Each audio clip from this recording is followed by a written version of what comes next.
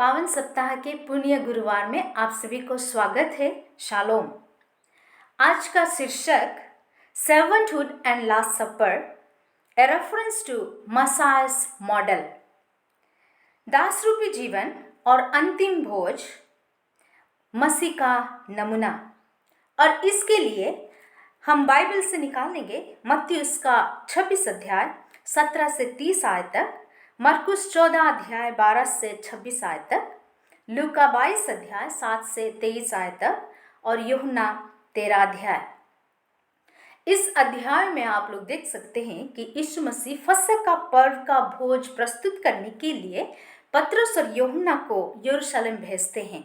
और पतरस और यूहन्ना यरूशलेम में जाके वहाँ पूछते हैं हमारे प्रभु का पाहुनशाला कहाँ है। और फिर वहाँ उस घर के स्वामी उनसे कहते हैं कि वो दिखाते हैं कि बड़ी ओटारी को दिखाते हैं और जहाँ जो कि अपर रूम होता है जो सुसज्जित था। तो इस घटना से लेकर यीशु के गिरफ्त तक यीशु के चेलों के साथ एक व्यक्तिगत और निजी सेवकाई यीशु मसीह का था, प्राइवेट मिनिस्ट्री। और इस घटना से लेके यीशु के गाड़े जाने तक केवल 24 घंटा का हुआ था। 24 घंटा में ये सब घटना हुआ था। तो इस फसह का पर्व का जो भोज प्रस्तुत करने के लिए यीशु मसीह भेजा था, उसके बारे में हम फसह का पर्व के बारे में थोड़ा जानकारी रखेंगे। तो फसह का पर्व यहूदियों का एक बहुत महत्व पर्व था और जिससे पूरे यहूदी पुरुष इस फसह का पर्व को मनाते थे। उनके परिवारों के साथ भी फसह का पर्व को मनाते थे। ये स्मरण करते हुए कि परमेश्वर इज़राइल लोगों को मिस्र देश के दासत्व बंधन से किस प्रकार से छुटकारा दिया था।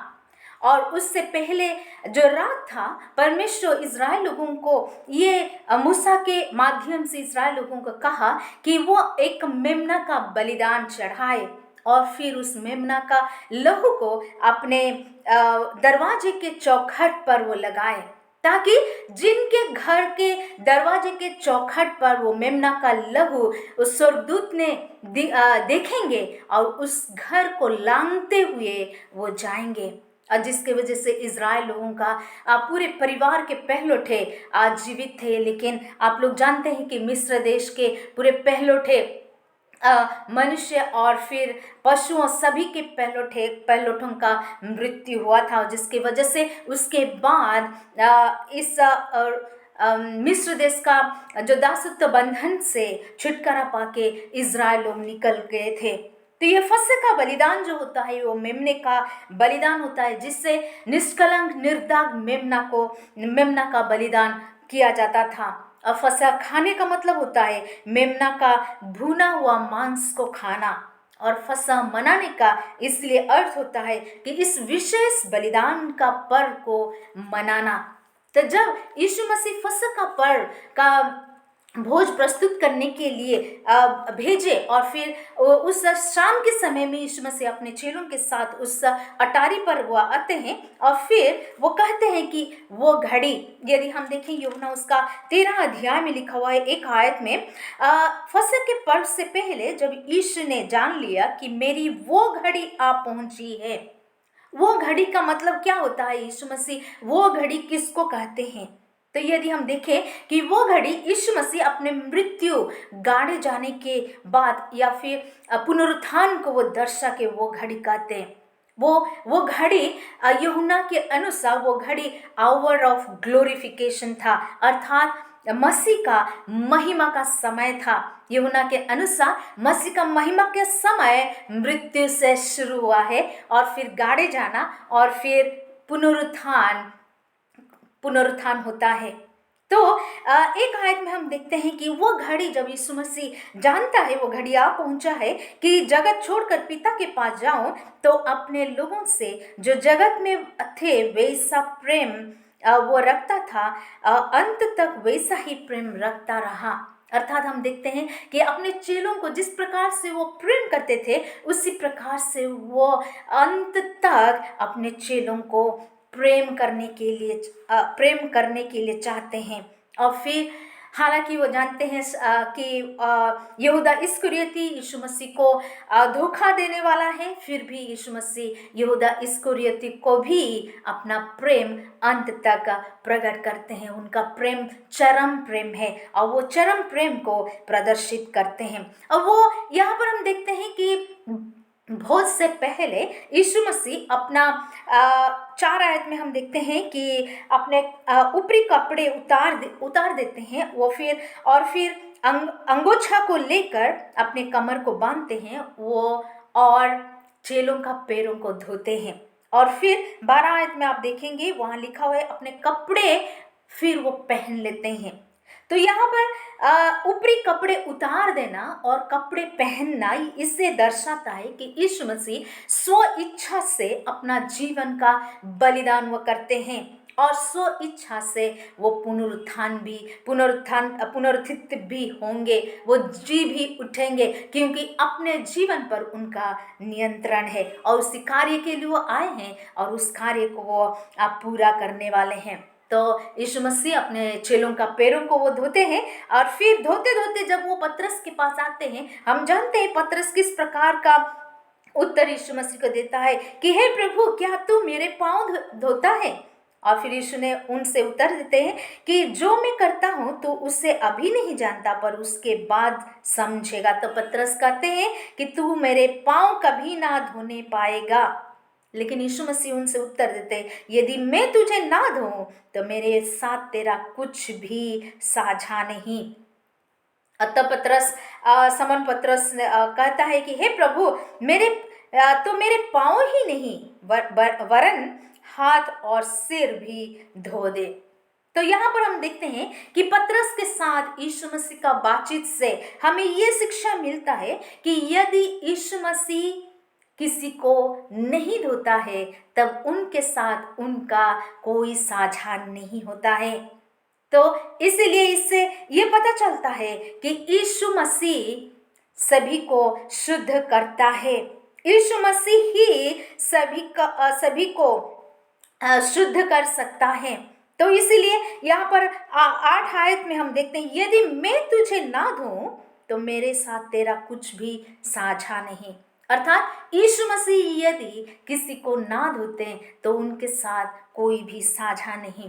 अर्थात केवल यीशु मसीह पानी से पैरों को धोते हैं, ये मतलब वहां पर शाब्दिक अर्थ नहीं यीशु मसीह देना नहीं चाहता है, लेकिन उसमें एक आत्मिक अर्थ को भी देना चाहता है। अर्थात एक स्पिरिचुअल क्लेंसिंग, उनका आत्मिक रीति से शुद्धता का जरूरत है। यीशु मसीह ही वो आत्मिक शुद्धता दे सकता है। इसलिए हम देखते हैं 1 यूहन्ना उसका 1 अध्याय 7 आयत में लिखा हुआ है, उसके पुत्र यीशु का लहू हमारे सारे पापों से हमें शुद्ध कर सकता है।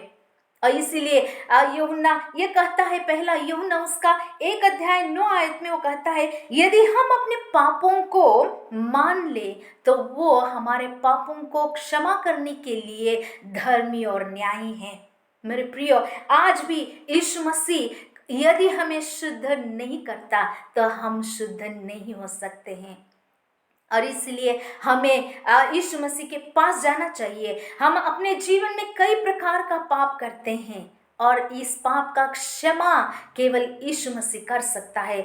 तो इसलिए हम अपना पापों को यदि अंगीकार करेंगे तब क्या है, यीशु मसीह वो हमारा पापों को शुद्ध कर सकता है। और जब हम अपने पापों से शुद्ध होते हैं और हम यीशु मसीह को विश्वास करते हैं, उनको ग्रहण करते हैं, यूहन्ना उसका 1 अध्याय 12 आयत के अनुसार हम उनका संतान बन जाते हैं। और फिर हम देखते हैं यहाँ पर यीशु मसीह कहता है कि यदि 10 आयत में लिखा है, जो नहा चुका है उसे पांव के सिवा और कुछ धोने की आवश्यकता नहीं, परंतु वो बिल्कुल शुद्ध है। और तुम शुद्ध हो परंतु सबके सब नहीं। अर्थात यहाँ पर यीशु मसीह पतरस को ये कहना चाहते हैं कि वो शुद्ध है, लेकिन यीशु मसीह उनका पैरों को धोना जरूरी है, तभी वो शुद्धता में कंप्लीटनेस आएगा, तभी वो शुद्धता कंप्लीट होगा, पूरा हो सकता है। क्योंकि तब तक यीशु मसीह उस कलवरी क्रूस पर चढ़ाया नहीं गया था, तब तक यीशु मसीह अपना जीवन का बलिदान नहीं किया था, तब तक यीशु मसीह अपना लहू को नहीं बहाया था। और वही लहू बहाना, वही क्रूस का कार्य, वो शुद्धता को कंप्लीट करता है, शुद्धता को पूर्णता देता है। और फिर हम देखते हैं इस अध्याय में कि पाँव धोने के कार्य के बाद यीशु मसीह उस पाँव धोने का अर्थ को बताते हैं, उसका विवरण वो देते हैं कि वो कहते हैं गुरु और प्रभु होकर, 14 आयत में देख सकते हैं, गुरु और प्रभु होकर तुम्हारे पाँव वो धोए थे, तो तुम्हें भी एक दूसरे के पाँव धोना चाहिए, क्योंकि मैंने तुम्हें नमूना दिखा दिया है कि जैसा मैंने तुम्हारे साथ किया है तुम भी वैसा ही किया करो। अर्थात यहाँ पर हम देखते हैं यीशु मसीह अपना नमूना दिखाए हैं, और जिसको फॉलो करने के लिए, जिसका अनुसरण करने के लिए वो अपने चेलों को कहता है एक दूसरे का पाँव को धोना जरूरी है। और जिसके वजह से हम देखते हैं कि यहाँ पर हम देखते हैं कि एक नई आज्ञा भी यीशु मसीह देता है। वो नई आज्ञा क्या होता है? उस 13 अध्याय का 34 और 35 आयत में आप लोग देख सकते हैं, वहां पर एक नई आज्ञा मैं देता हूँ कि एक दूसरे से प्रेम रखो, जैसा मैंने तुमसे प्रेम रखा है वैसा ही तुम भी एक दूसरे से प्रेम रखो। यदि आपस में प्रेम रखोगे तो इसी से सब जानेंगे कि तुम मेरे चेले हो। मेरे प्रियो, ये वचन है यीशु मसीह का, एक नई आज्ञा है कि एक दूसरे से प्रेम रखने के बारे में। और यदि हम एक दूसरे से प्रेम रखेंगे तो लोग जानेंगे कि हम यीशु के चेले हैं। तो इसीलिए ये नई आज्ञा को यीशु मसीह देते हैं। और जैसे यीशु मसीह हमें अपने पापों से शुद्ध करके अपने साथ वो हमारा संबंध को बनाते हैं, उसी प्रकार से हम एक दूसरे का पैरों को धोकर हम अपने लोगों के साथ सही संबंध रखना जरूरी है। मेरे प्रियो, यीशु का अंत तक हमारे प्रति प्रेम हम देखते हैं। उस दिन चेलों के प्रति अंत तक वो प्रेम किया था, उसी प्रकार से यीशु मसीह हमें भी अंत तक प्रेम करते हैं। क्या हम यीशु मसीह को दुख नहीं दिए हैं? क्या हम यीशु मसीह का धोखा नहीं किए हैं? क्या हम पाप में गिर नहीं जाते हैं? उनसे बहुत दूर नहीं जाते हैं? फिर भी आज भी यीशु मसीह वो हमें अंत तक अपना प्रेम को दिखाना चाहता है। और यीशु के जैसे इस पृथ्वी में हमें कोई भी प्यार नहीं कर सकता है। मेरे प्रियो, आज यीशु कहता है कि वो आपको प्यार करता है। क्यों? क्योंकि वो परमेश्वर का मेमना है, जिसे यूहन्ना उसका 1 अध्याय 29 आयत में लिखा हुआ है, जो जगत का पापों को लेने के लिए और परमेश्वर का मेमना इस पृथ्वी में आया था। मेरे प्रियो, आपका पापों को लेने के लिए भी वो सक्षम है, और इसीलिए उनके पास यदि हम जाएंगे तो वो हमारा पापों से हमें छुटकारा दे सकता है। और उस पैर धोने के बाद यीशु मसीह रोटी लेता है और रोटी को तोड़ता है, और वो कहता है यह मेरा देह है जो तुम्हारे लिए दी जाती है, मेरे स्मरण के लिए यही किया करो। और फिर वो कटोरा लेते हैं और वो कहते हैं यह मेरे उस लहू में जो तुम्हारे लिए बहाया जाता है नई वाचा है। और यीशु मसीह इस विधि को करके रोटी तोड़ के देकर या कटोरा को देकर यीशु मसीह अपने मृत्यु का संकेत वहां पर दिया था। और वो कहता है उनका वो जो लहू है, वो जो कटोरा है, उनका नई वाचा है। और ये वाचा के बारे में यदि हम देखें, पुराना नियम में नई वाचा परमेश्वर ने इज़राइल लोगों के साथ बांधा था। अर्थात एक बलवान व्यक्ति कमजोर व्यक्ति पर आक्रमण ना करने और उसकी रक्षा करने का वचन देता है, और जिसके प्रत्युत्तर में कमजोर व्यक्ति को कुछ शर्तों को मानना अनिवार्य होता है। और उसी प्रकार से यहोवा परमेश्वर इज़राइल लोगों को वाचा दिया, और इज़राइल लोगों को उनका आज्ञा को पालन करने का अनिवार्य था। और इस वाचा का साक्षी रक्त से दृढ़ किया जाता था, रक्त होता था। और पहले पहले तो वो आपस में अपना रक्त को देकर वो वाचा का साक्षी करते थे, रक्त को साक्षी मानते थे। लेकिन बाद में पशुओं का रक्त को वो देकर वाचा का साक्षी को मानने लगे। लेकिन ये वाचा का साक्षी को परमेश्वर जो इज़राइल लोगों के साथ किया था, और ये वाचा का साक्षी अर्थात बलिदानों को भ्रष्ट किए इज़राइल लोग, और जिसकी वजह से वाचा को तोड़ दिए थे, और इसीलिए उसके दंड स्वरूप इज़राइल लोग दास्ता में चले गए थे। लेकिन परमेश्वर नबियों के द्वारा फिर से वो नई वाचा को बांधने के बारे में वो कहते हैं। इज़राइल लोगों के लिए, यहूदियों के लिए, अपने लोगों के लिए एक नई वाचा को देते हैं। और वो यिर्मयाह उसका 31 अध्याय, उसमें आप अगर देखेंगे 33 आयत में लिखा हुआ है, परंतु जो वाचा मैं उन दिनों के बाद इज़राइल के घराने से बांधूंगा वो ये है, मैं अपनी व्यवस्था उनके मन में समवाऊंगा और उसे उनके हृदय पर लिखूंगा, और मैं उनका परमेश्वर ठहरूंगा और वे मेरी प्रजा ठहरेंगे। यहोवा की ये वाणी है। मेरे प्रियो, ये एक नई वाचा है, जिस नई वाचा परमेश्वर अब उनके लोगों के मन में वो समवाएंगे लिखा हुआ है, और उनके हृदय पर वो लिखेंगे। और ये नई वाचा के कारण परमेश्वर उनका परमेश्वर होगा, यहोवा उनका परमेश्वर होगा, और लोग इस वाचा के अनुसार उनका प्रजा बन जाएंगे। मेरे प्रियो, ये वाचा जो है, नई वाचा, यीशु मसीह वो अपने लोगों को वो देता है। नई वाचा के द्वारा वो अपने लोगों को इस नई वाचा में रखता है। तो इसलिए इस अंतिम भोज भी इस नई वाचा की परिपूर्ति करता है। उस कटोरा में, उस यीशु का लहू में हम उनके परिवार में शामिल हो जाते हैं, उनके प्रजा ठहरते हैं, और जिसकी वजह से ऐसा जो दास रूपी जीवन यीशु मसीह चेलों का पैरों को धोया था, और फिर जो अंतिम भोज, ये दोनों भी हम देखते हैं कि यीशु मसीह दोनों कार्य करके अपना एक उदाहरण को पेश किए हैं, और जिससे वो कलीसिया को चाहते हैं कि ये उदाहरण, ये विधि हम पालन करेंगे, हम इस विधि को मनाएं अपने कलीसिया में, एक दूसरे का पैरों को धोए, एक दूसरे को प्रेम करें, और फिर इस नई वाचा में, इस अंतिम भोज में हम शामिल हो जाए।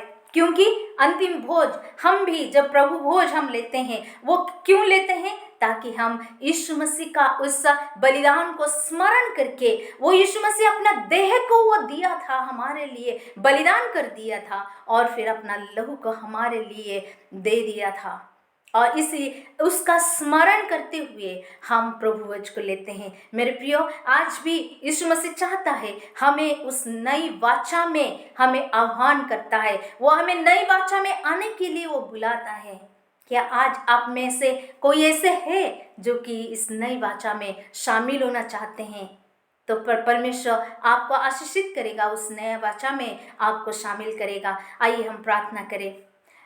परमेश्वर, हम धन्यवाद देते हैं आपका वचन के लिए, धन्यवाद देते हैं आपका उस आदर्श के लिए, उस नमूना के लिए जो हमें दिखा के आप गए हैं। प्यारे प्रभु, हम प्रार्थना करते हैं हमें अनुग्रह करता कि हम भी एक दूसरे को प्यार करें, एक दूसरे का पांव धोए, नम्र बने एक दूसरे के लिए, और प्यारे प्रभु आपका भोज में शामिल होने वाले हो सके, वैसे सहायता कर। हमेशा आपका बलिदान को स्मरण करते हुए हमारा जीवन को व्यतीत करे, वैसे हमें सहायता कर। यीशु के मधुर नाम से इस प्रार्थना को मांगते हैं, आमीन। परमेश्वर सभी को आशीषित करे।